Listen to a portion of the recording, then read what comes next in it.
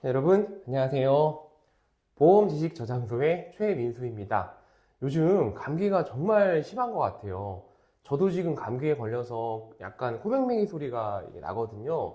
근데 제 옆에 일하는 동료분들도 다 감기에 걸려서 고생하고 있으니 여러분들도 조심하시기 바랍니다. 자, 오늘 제가 칠판에 이렇게 세 가지 질문을 적어 놨는데요.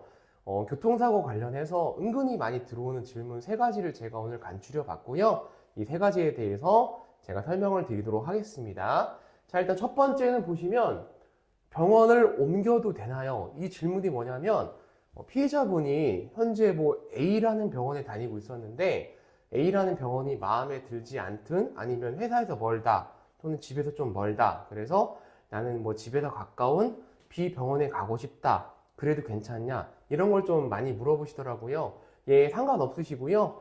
해당 병원에 가셔서 원무과에 접수를 하실 때 자동차 보험 접수 번호를 말씀하시고 자동차 사고로 치료받으러 왔다라고 하시면 처음에 A병원 갔던 것처럼 똑같은 절차로 지불보증서를 보험회사에서 받고 그 병원에서 치료를 받으시면 됩니다. 그럼 여기에서 질문이 한 가지가 보통 더 들어와요. 그럼 A병원이랑 B병원 같이 다녀도 되나요? 이렇게 물어보시는데 솔직히 말씀드리면 저도 이 부분을 다는 몰라요. 아마 대인 담당자들도 병원에 문의하라고 말씀을 드릴 건데요. 대원칙은 그런 건 있어요. A병원에 오전에 가서 예를 들어 허리를 치료받고 B병원에 오후에 가서 또 허리를 치료받으면 문제는 B병원 같은 경우는 치료비가 삭감되는 경우가 있어요. 그래서 A, B병원 번갈아 가시는 거는 괜찮은데 같은 날 동시에 가서 같은 치료를 같은 부위에 받게 되면 좀 문제가 생길 수가 있기 때문에 반드시 병원에다가 그러한 사실을 말씀하셔야 돼요. 그러니까 A병원에 가서 허리 치료를 받고 왔는데 B병원에 가서 치료를 받으실 때는 내가 사실은 A병원에 다니고 있고 오전에 가고 있다. 이런 얘기를 꼭 해주셔야 피해자분 본인한테 불이익이 없을 거라고 판단이 됩니다. 자, 그리고 두 번째 보시면 MRI 등 정밀검사 되나요? 이게 정말 오래된 질문이긴 한데요. 제가 보상 담당을 처음 시작했을 때는 병원이 치료를 하고 보험회사에 바로 치료비를 청구를 하는 시스템이었어요. 그때 당시에만 해도. 근데 이게 제가 기억하기로 2014년도에 건강보험 심사평가원이라는 기관이 하나 생긴 거예요. 그래서 병원에서 치료를 하고 보험회사에 바로 청구를 하는 게 아니라 치료하고 건강보험 심사평가원에 심사를 올려서 여기에서 심사가 1차적으로 받은 다음에 보험회사에 청구가 들어가요. 병원에서는 정밀검사를 너무 많이 찍게 되면은 이 건강보험 심사평가원이라는 곳에서 과잉진료로 인식을 해서 치료비를 삭감해버려요. 그래서 보험회사가 삭감하는 게 아닙니다, 여러분. 건강보험 심사평가원에서 차단을 하기 때문에 병원에서는 함부로 과잉진료를 못하게 되어 있어요. 그래서 이 MRI 같은 경우는 환자분이 치료를 쭉 받으시는데 도저히 호전되지 않는다. 그래서 정밀검사가 좀 필요하다라는 그런 주치 소견이 있을 때는 촬영을 할 수 있는데 환자 본인이 원해서 나는 꼭 찍고 싶어요. 이렇게 하시는 거는 어려운 것으로 알고 있으니까 참고를 해두시면 될 것 같습니다. 자, 그리고 마지막 질문인데요. 담당자와 무슨 말을 해야 될지 잘 모르겠어요. 이게 어떻게 보면 목이 좀 잠기네요. 죄송합니다. 참 이제 귀여운 질문이기도 한데요. 생각해보면 교통사고라는 게 평생 살면서 한두 번 겪기도 쉽지 않은 일이잖아요. 자잘한 사고는 겪을 수 있어요. 저도 혼자 운전하다가 백미러를 벽에 이제 긁는다든지 이런 경우가 사고 초보 시절에 좀 많았고, 제가 교통사고를 당한 게 후미추돌 한 번 당한 적 있고요. 그 다음에 직진 대 직진 신호없는 교차로에서 다른 아는 사람 옆에 탔다가, 그러니까 조수석에 탔다가 이렇게 꽝 부딪힌 적은 있어요. 저도 그런 정도 사고 두 번만 기억나고 그 이상 사고가 없었거든요. 그러니까 저도 대인 담당자로 일을 했지만 제가 교통사고를 직접 많이 겪어본 것은 아닙니다. 근데 보통 사람들이 다 그렇잖아요. 교통사고 많아봐야 한 세네 번? 운전직에 종사하시는 분들은 조금 더 많이 겪을 수 있겠지만 그렇다고 그분들이 매달 사고가 나는 건 아니기 때문에 그래서 이 질문은 어떻게 보면 지극히 정상적인 질문이라고 생각합니다.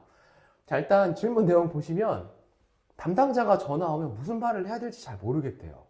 그러니까 이게 첫 통화일 수도 있고 아니면 두 번, 세 번 통화를 나눠봤는데 무슨 말을 해야 될지 모르겠다 이렇게 말씀을 하시는데 일단 여러분 그 담당자는요 무슨 빚쟁이가 아니에요. 사채업자도 아니고 뭐 채권자가 아니거든요. 담당자가 전화를 하는 이유는 물론 최종적인 목적은 여러분들과 합의를 하는 게 목적이겠죠. 근데 합의를 하기 위해선 담당자도 어떤 일종의 약간 빌드업을 쌓아야 돼요. 첫 통화 하자마자 다짜고짜 합의하자고 할 수 없잖아요. 여러분에 대한 정보가 하나도 없으니까 어떤 일을 하시는지, 사고나 통증은 어느 정도가 좀 되시는지, 또 피해자의 성향이 좀 어떤 사람인지 그런 것들을 차근차근 파악을 해서 피해자분이 소득도 좀 그냥 평범하신 분이고 성향도 좀 괜찮으신 분, 그러니까 여기서 괜찮다는 거는 성향이 막 되게 막 좀 공격적이고 막 까탈스럽고 이렇지 않은 분들은 담당자가 합의를 좀 얘기를 좀 해봐도 되겠다 이런 생각을 하기가 좀 더 편안하잖아요. 그러니까 그런 이제 일련의 탐색전이라고 해야 되나요? 빌드업 과정이라고 해야 되나요? 어쨌든 그런 과정을 겪어야 되기 때문에 일단 전화를 하는 거거든요. 그리고 초반에 사고 접수가 되면 기초적인 사고 조사는 해야 돼요. 왜 그러냐면 우리 고객분이 콜센터에 전화를 해서 사고 접수를 막 이렇게 하잖아요. 근데 사고 접수된 내용이 약간 엉망진창인 경우가 있어요. 왜 그러냐? 첫 번째는 고객분이 사고에 대한 진술을 잘 못하세요. 고객님 어떻게 사고 나신 거예요? 제가 잘 가고 있는데 갑자기 옆에서 끼어들었어요. 이렇게 얘기하세요. 그러면 그 장소가 어딘지 예를 들어 뭐 서울특별시 뭐 광진구 뭐 무슨 동이다 이렇게 얘기하셔야 되는데 그런 거 다 자르시고 이제 제가 잘 가고 있는데 옆에서 갑자기 들어왔어요. 이렇게 얘기하시는 경우도 많고 그리고 콜센터에서 이제 사고 접수받는 여직원분도 계속 물어보는데 고객은 보통 사고 현장에서 접수를 하잖아요. 그러니까 사고 현장의 그 긴장감 그리고 뭐 놀란 마음 이런 거 잘 추스리기도 힘든데 그 와중에 사고 진술을 정확하게 한다? 쉽지는 않죠. 그러다 보니까 엉망진창으로 사고가 이렇게 접수가 되고 담당자가 접수지를 딱 받아보면 이게 무슨 내용이야? 이렇게 되는 거기 때문에 우리 고객한테도 물어보지만 피해자분한테도 물어봅니다. 왜냐하면 우리 고객이 거짓말한다라기보다는 양쪽의 진술이 일치하면은 맞는 얘기가 되기 때문에 그런 것도 담당자는 물어보게 돼 있습니다. 자, 그리고 첫 번째로 피해자분이 아까도 말씀드렸지만 도대체 좀 무슨 일을 하시는지, 어디가 좀 불편하신지, 그래서 어디 병원에 가실 건지 이런 탐색전을 가지게 돼요. 그럼 피해자는 무슨 말을 해야 될까요? 그냥 하고 싶은 말씀 하시면 돼요. 하고 싶은 말씀. 본인이 생각했을 때 이번 사고 때문에 나는 어디가 아프고요. 뭐 회사는 이제 어느 지역에 있는데 그 지역의 병원 좀 알아볼게요. 치료 좀 받겠습니다. 하셔도 되고요. 담당자가 네 알겠습니다. 치료 잘 받으시고 다음에 전화 드릴게요 하고 전화 끊잖아요. 궁금한 거 생기면 다음에 또 전화하셔도 돼요. 전화하시거나 담당자가 보통 바빠서 연락이 잘 안 되니까 문자를 남기시던지 하셔도 돼요. 아무 상관없습니다. 다시 한번 말씀드리지만 담당자는 무슨 채권자가 아닙니다, 여러분. 여러분들한테 빚 받으러 오는 그런 무서운 아저씨 아니에요. 그냥 평범한 직장인이에요. 합의하는 걸 좋아하는 사람들도 아니고요. 합의하는 걸 즐기는 사람들도 아니고요. 합의를 해야 회사에서 실적을 인정을 받고 월급을 받는 그런 직장인이기 때문에 여러분들과 똑같은 사람이다. 그렇게 생각하시면 되고 편안하게 물어보시면 됩니다. 다만 나중에 담당자와 합의를 할 때 담당자가 하는 얘기를 알아듣기는 조금 어렵잖아요.